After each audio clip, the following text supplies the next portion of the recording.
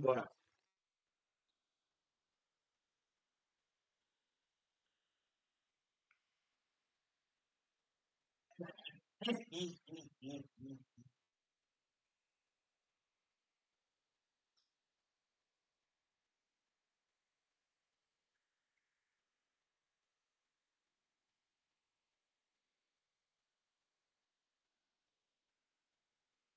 What you want?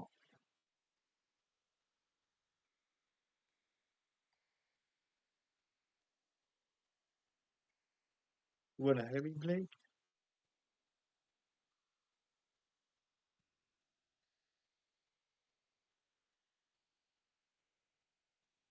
Cookie boy again.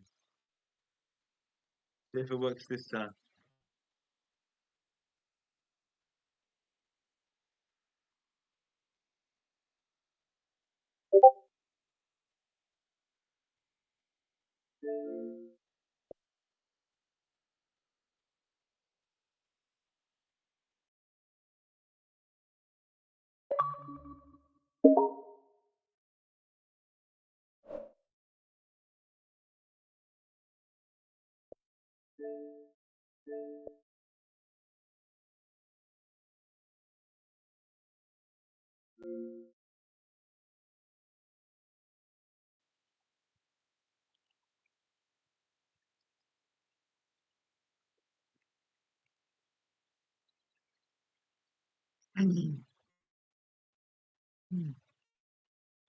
Okay. Get off. He had a long day at work. He's probably just chilling. He'll be on tomorrow. Where's your girl at?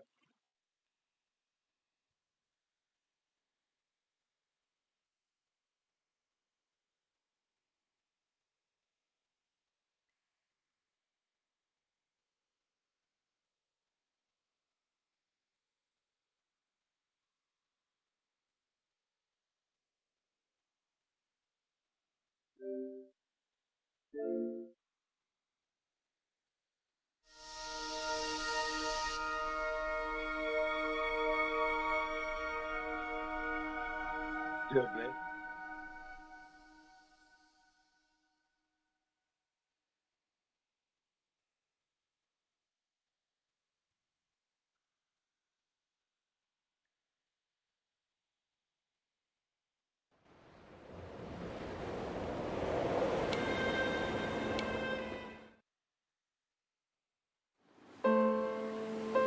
Dear Esther, the morning after I was washed ashore, salt in my ears, sand in my mouth, and the waves always at my ankles, I felt as though everything had conspired to this one last shipwreck. I remembered nothing but water, stones in my belly and my shoes, threatening to drag me under to where only the most listless of creatures swim.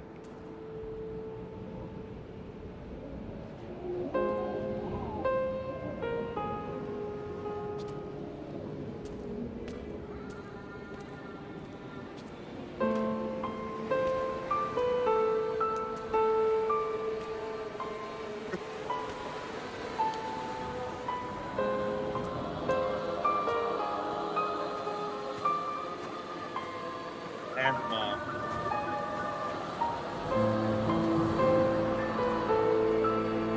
very vital.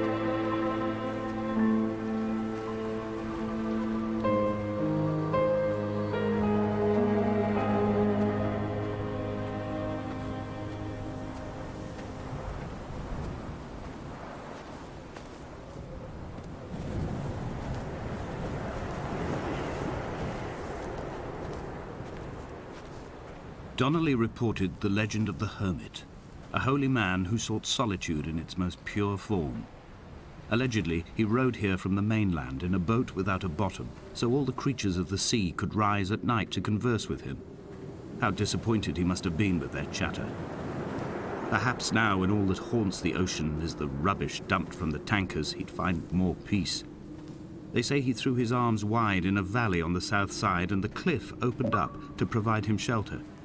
They say he died of fever 116 years later. We're ready for that battlefield. The shepherds left gifts for him at the mouth of the cave, but Donnelly records they never claimed to have seen him. I have visited the cave and I have left my gifts, but like them, I appear to be an unworthy subject of his solitude.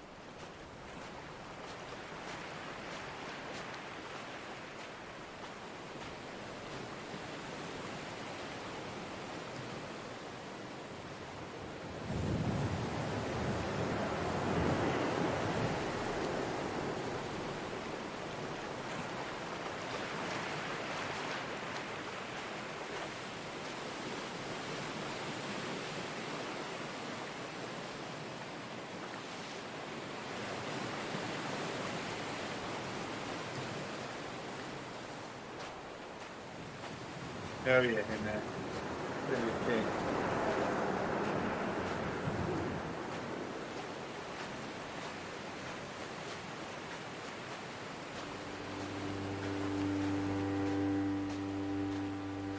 There was once talk of a wind farm out here, away from the rage and the intolerance of the masses. The sea, they said, is too rough for the turbines to stand. They clearly never came here to experience the becalming for themselves. Personally, I would have supported it. Turbines would be a fitting contemporary refuge for a hermit. The revolution and the permanence. What was it, Memphis? You wanted a bit more hatred?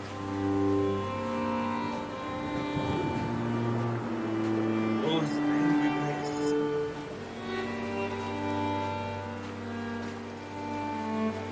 Listen, Blake, I know you're a sophisticated guy. But what was the angry place? Dear Esther, I found myself to be as featureless as this ocean, as shallow and unoccupied as this bay, a listless wreck without identification. My rocks are these bones, and a careful fence to keep the precipice at bay. Shot through me caves, my forehead a mount. This aerial will transmit into me so. All overexposed, the nervous system, where Donnelly's boots and yours and mine still trample. I will carry a torch for you. I will leave it at the foot of my headstone. You will need it for the tunnels that carry me under.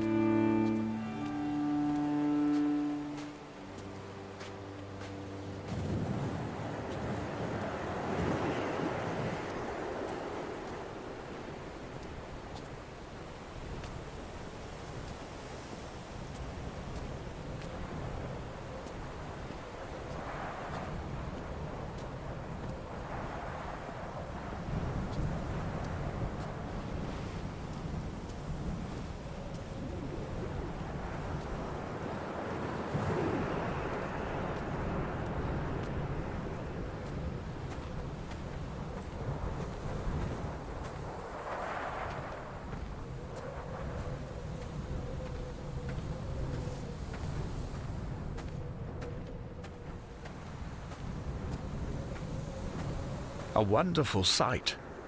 The moon cresting the junction between the cliff path and the stone circle. It cast a shadow of the ridge across the beach, all the world as if you had signed your name in untidy handwriting.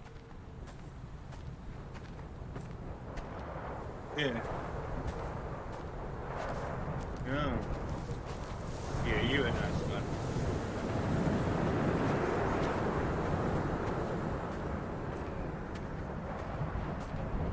Chicken. Like the manager. Oh wait, it was his old job. When someone had died or was dying, or was so ill they gave up what little hope they could sacrifice, they cut parallel lines into the cliff, exposing the white chalk beneath. You could see them from the mainland or the fishing boats, and know to send aid or impose a cordon of protection, and wait a generation until whatever pestilence stalked the cliff paths died along with its hosts. My lines are just for this, to keep any would-be rescuers at bay. The infection is not simply of the flesh.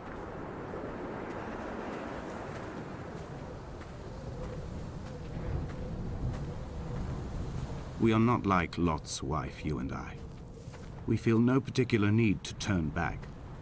There's nothing to be seen if we did. No tired old man parting the cliffs with his arms. No gifts or Bibles laid out on the sand for the taking. No tides turning or the shrieking gulls overhead. The bones of the hermit are no longer laid out for the taking. I have stolen them away to the guts of this island, where the passages all run to black, and where we can light each other's faces by their strange luminescence.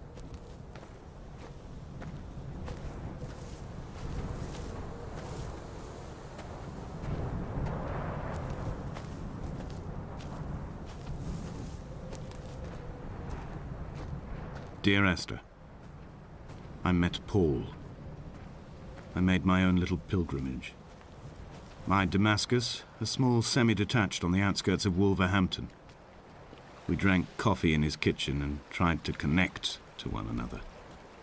Although he knew I hadn't come in search of an apology, reason or retribution, he still spiraled in panic, thrown high and lucid by his own dented bonnet. Responsibility had made him old. Like us, he'd already passed beyond any conceivable boundary of life. I would leave you presents outside your retreat in this interim space between cliff and beach.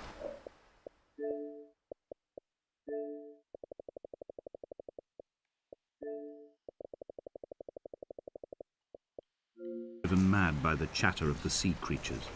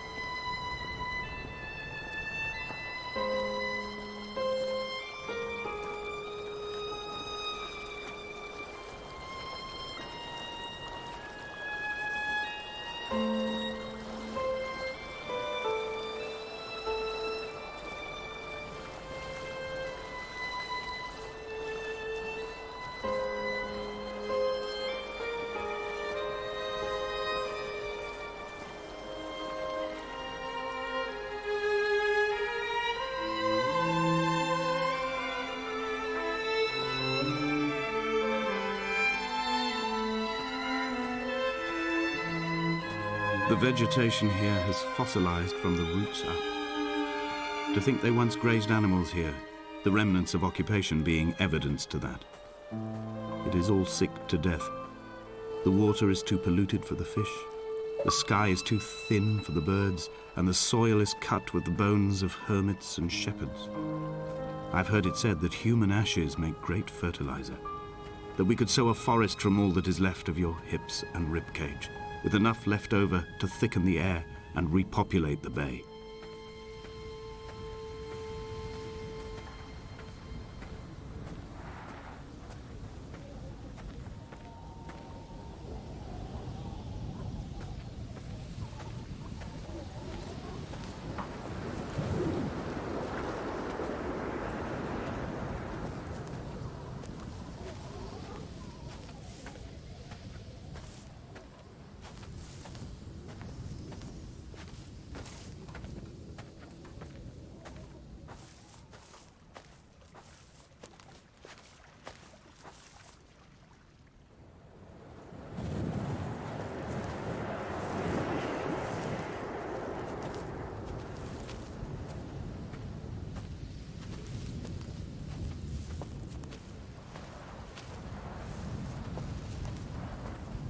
I don't smoke pinners no more, Blake. Warheads.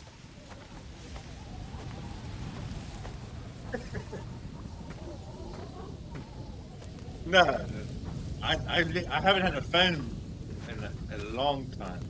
I need to get a new phone. I don't smoke pinners no more. I smoke warheads with just weed, or like minimal tobacco and then weed on top. Yeah. I don't. It's Facebook.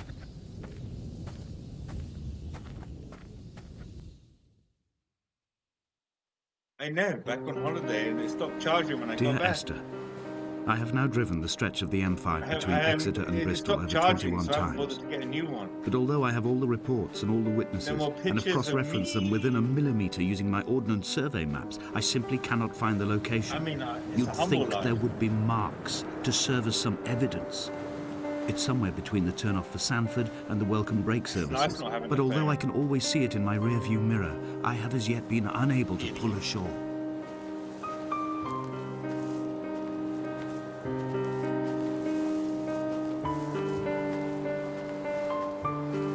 I'm not going anywhere, Blake.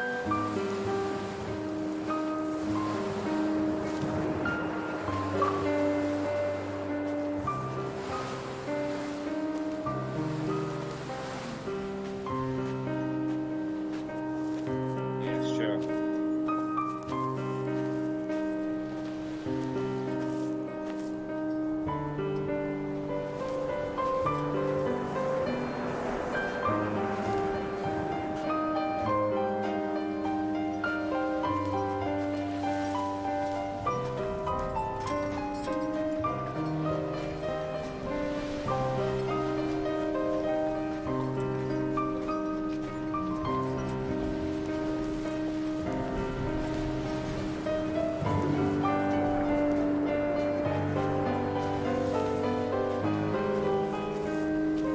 I had kidney stones and you visited me in the hospital.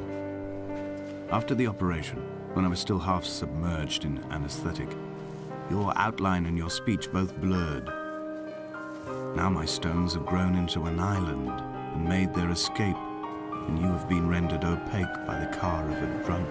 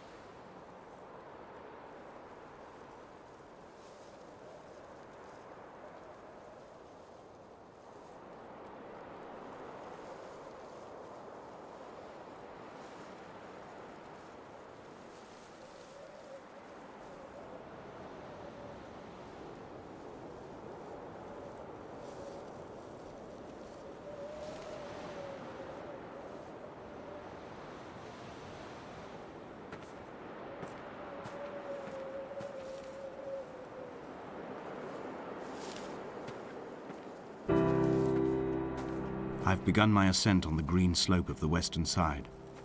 I've looked deep into the mountain from the shaft and understood that I must go up and then find the way under. I will stash the last vestiges of my civilization in the stone walls and work deeper from there. I'm drawn by the aerial and the cliff edge. There is some form of rebirth waiting for me there.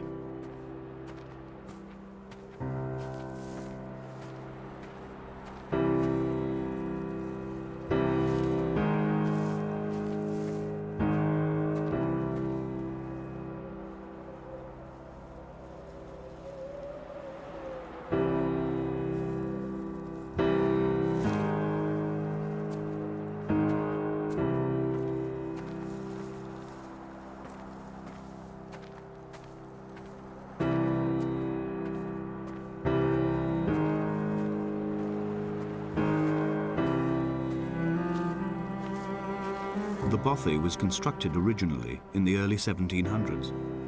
By then, shepherding had formalized into a career.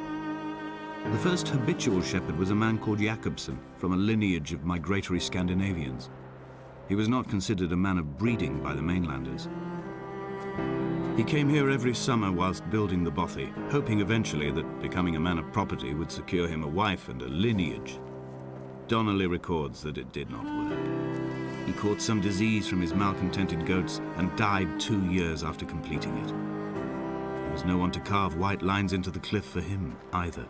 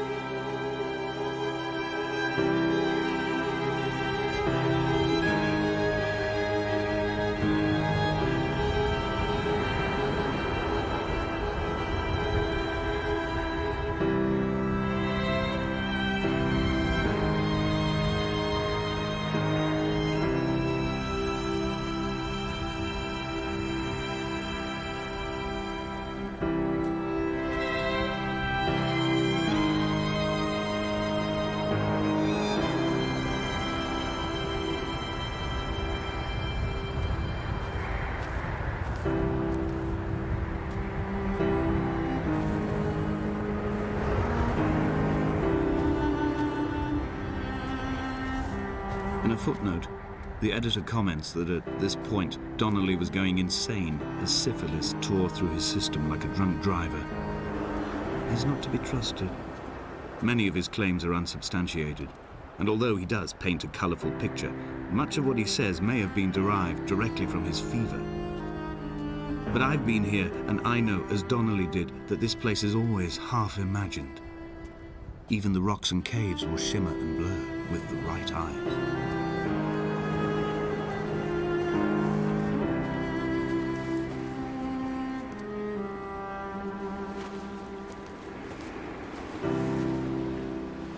They found Jakobsen in early spring.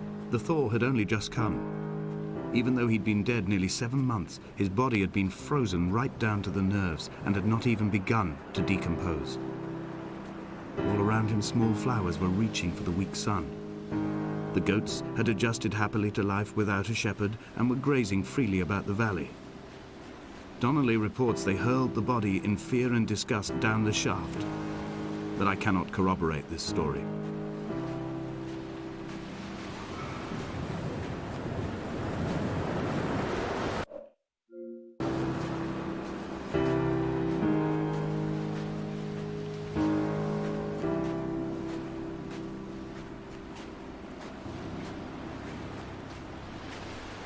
Climbing down to the caves, I slipped and fell and have injured my leg. I think the femur is broken. It is clearly infected. The skin has turned a bright, tight pink, and the pain is crashing in on waves, wintered tides against my shoreline, drowning out the ache of my stones. I struggled back to the bothy to rest, but it has become clear that there is only one way this is likely to end. The medical supplies I looted from the trawler have suddenly found their purpose. They will keep me lucid for my final ascent.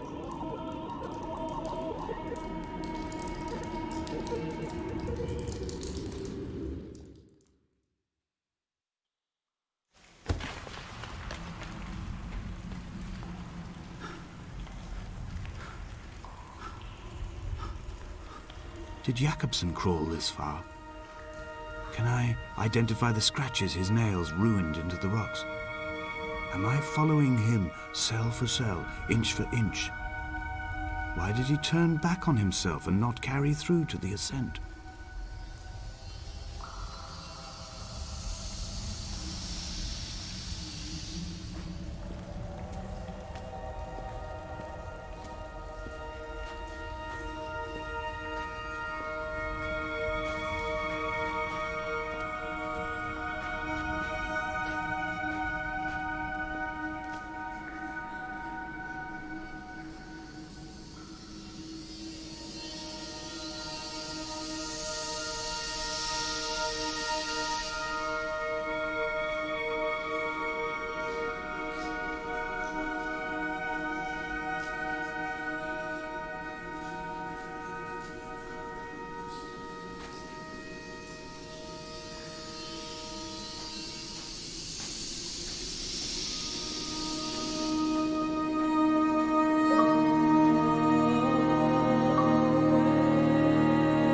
There is no other direction, no other exit from this motorway.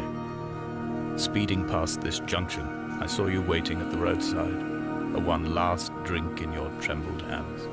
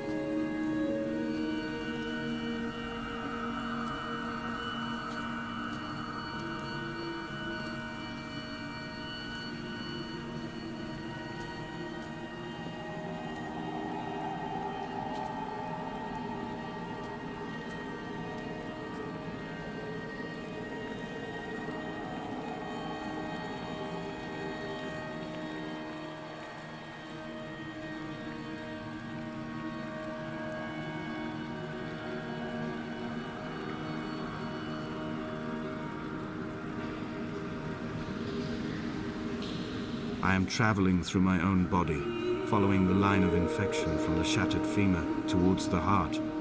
I swallow fistfuls of painkillers to stay lucid. In my delirium, I see the twin lights of the moon and the Ariel shining to me through the rocks.